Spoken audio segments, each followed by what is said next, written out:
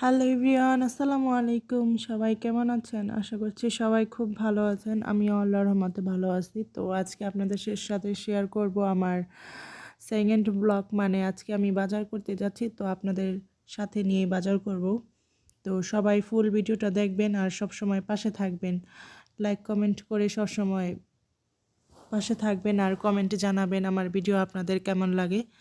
তো এই যে রেডি হয়ে বাসা থেকে বের হয়ে এখন গাড়িতে ওঠার জন্য যাচ্ছি। তো এই যে আপনাদের সাথে একটু বাসাটাও শেয়ার করলাম। তো এই যে ফাইনালি গাড়িতে উঠে পড়লাম রেডি টেডি হয়ে। এখন আমরা বাজারের উদ্দেশ্যে রওনা হলাম।